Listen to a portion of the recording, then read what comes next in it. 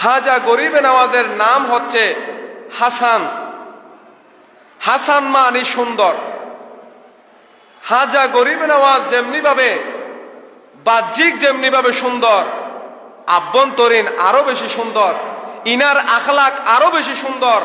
এত বেশি সুন্দর যে খাজা গরিবে নওয়াজ ডাক দিলে স্বয়ং আল্লাহ সুবহানাহু ওয়া তাআলা সাথে সাথে ওনার ডাকে সাড়া দেয়। জোরে বলুন না সুবহানাল্লাহ।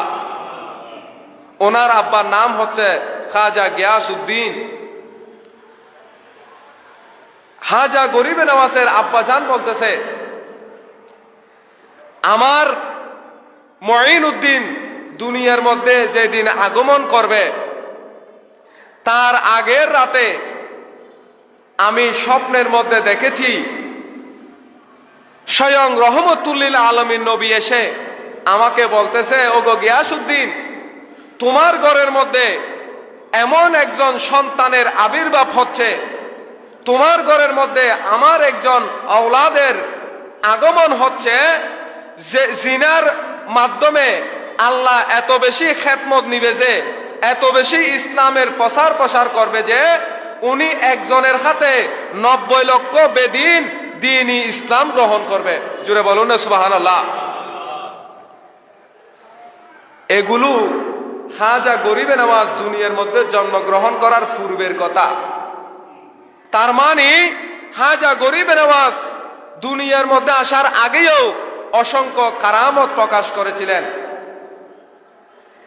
খাজা মুঈনউদ্দিন চিশতি আজমিরি ইনি যখন দুনিয়ার মধ্যে আগমন করলেন, ওনার আম্মাজান বলতেছে যে এই সময় খাজা গরিবে নওয়াজ দুনিয়ার মধ্যে বেলাদত হয়েছে, জন্মগ্রহণ করেছে, তখন আমি দেখতে পেলাম যে আমার ঘরের মধ্যে অসংখ্য উলামায়ে কেরাম, অসংখ্য পীরানে তরিকত, মাশায়েখে তরিকত, কুতুবুল আউলিয়াগণ যে আমার ঘরের মধ্যে তশরিফ এনেছেন। জুড়ে বলুন না সুবহানাল্লাহ।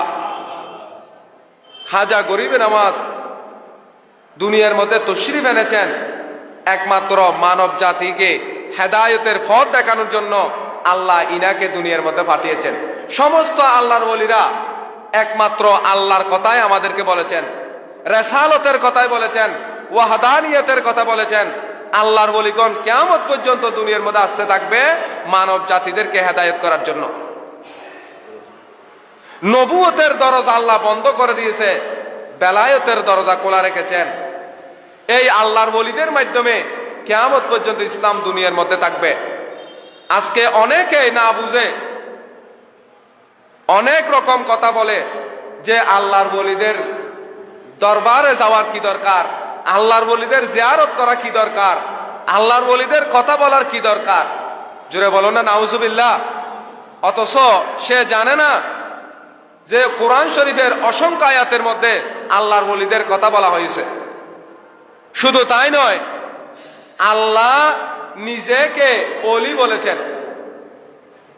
কোরআন শরীফের সূরা মায়েদা শরীফের মধ্যে বলা হয়েছে, বিসমিল্লাহির রহমানির রহিম, ইন্নামা ওয়ালিয়ুকুমুল্লাহু ওয়া রাসূলুহু ওয়াল্লাযীনা আমানু। আল্লাহ বলছেন, ওগো দুনিয়ার মানুষ, আমি আল্লাহ তোমাদের জন্য ওলি, আমি আল্লাহ তোমাদের জন্য ওলি, এবং আমার রাসূল পাকও তোমাদের জন্য ওলি। সুবহানাল্লাহ। আমি আল্লাহ তোমাদের জন্য ওলি এবং আমার রাসূলও তোমাদের জন্য ওলি। ইন্নামা ওলিয়ুকুমুল্লাহু ওয়া রাসূলুহু, আল্লাহ আমাদের জন্য ওলি, তার রাসূলও আমাদের জন্য ওলি। জোরে বলুন না সুবহানাল্লাহ। তাহলে স্বয়ং আল্লাহর এক নাম হলো ওলি। এখানে ওলি মানি খালেক, ওলি মানি স্রষ্টা, আর রাসূল পাক ওলি মানি, রাসূল পাক সাল্লাল্লাহু আলাইহি সাল্লাম হলো আমাদের জন্য সুপারিশকারী। এখানে রাসূল পাক ওলি মানি রাসূল পাক গুনাহগার উম্মতের জন্য বড় সুপারিশকারী। জুড়ে বলুন না সুবহানাল্লাহ। এরপরে আল্লাহ বলতেছেন, ওয়াল্লাযিনা আমানু, কিয়ামত পর্যন্ত যারা ঈমানদার, মুত্তাকি, পরহেজগার, যারা ঈমান আনার পরে আল্লাহর এত বেশি ইবাদত করেছে যে ইবাদত করতে করতে আল্লাহর এত বেশি নিকটে চলে গিয়েছেন যে ওই সমস্ত বান্দাগুলো আল্লাহর কাছে যখন হাত তোলে, সেই হাত তোলার সাথে সাথে আল্লাহ ইনাদের দোয়াকে কবুল করে নেয়। ইনারা যখন কোনো একটা কাজ করে, সেটার মধ্যে আল্লাহর পক্ষ থেকে ক্ষমতার মাধ্যমে সেই কাজ সম্পাদন করে। ইনারা যখন হাঁটে, তখন আল্লাহর ক্ষমতা বলে হাঁটে।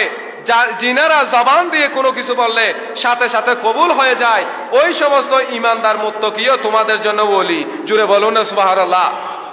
তো ইমানদারগণকে আল্লাহ ওলি বলেছেন, কোরআনের মধ্যে বলেছেন ওলি মানি ইমানদার, ওলি মানি সাহায্যকারী। ওলি শব্দের অর্থ কি?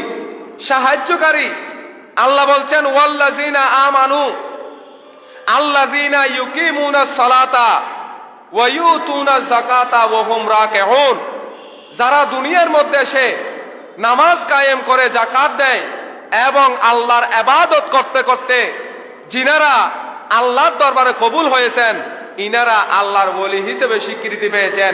আল্লাহ বলছেন আমি আল্লাহ তোমাদের জন্য ওলি, আমার রসুলও তোমাদের জন্য ওলি, এবং কিয়ামত পর্যন্ত যে সমস্ত ইমানদার আমি আল্লাহর কাছে কবুল হবে, আমি আল্লাহকে সন্তুষ্ট করবে, তারও তোমাদের জন্য ওলি। তার মানে তারা তোমাদের জন্য সাহায্যকারী। জুড়ে বলুন না সুবহানাল্লাহ। তাহলে আল্লাহর ওলিদের কথা কোরআনে আছে না নাই?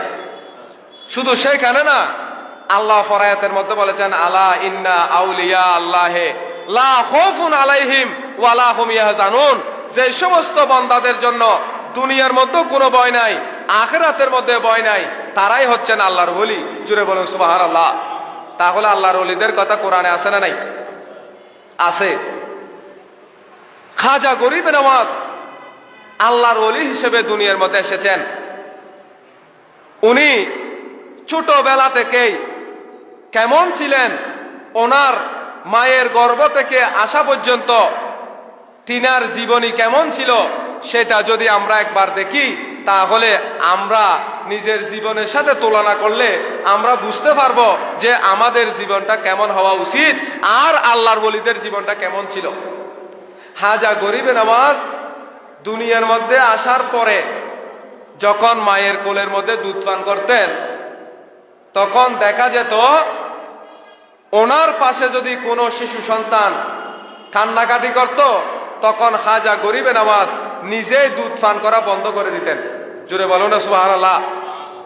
অথচ দুধের শিশু, আমাদের ঘরের মধ্যে দুধের শিশু থাকলে ইনারা কি অন্য জনের কষ্টের কথা জানতে পারবে? না, কথা বলতে পারে না। কিন্তু খাজা গরিব নওয়াজ যখন দুধ পান করতেন, তখন ওনার পাশে যদি কোনো সন্তান কান্নাকাটি করত, খাজা গরিব নওয়াজ দুধ পান করা বন্ধ করে দিতেন। তার মানে ইনি বুঝাতেন যে মা আমাকে দুধ পান করাইও না, আমার পাশে যে ভাই কান্নাকাটি করতেছে আপনি তাকে দুধ পান করান। জোরে বলুন না সুবহানাল্লাহ। দেখুন আল্লাহর ওলিরা শিশু অবস্থায়ও ইনাদের মধ্যে এত বেশি কুওয়াত থাকে যে, এত বেশি পাওয়ার থাকে যে ইনারা শিশু অবস্থায়ও দুনিয়ার হালত বুঝতে পারে। জোরে বলুন সুবহানাল্লাহ।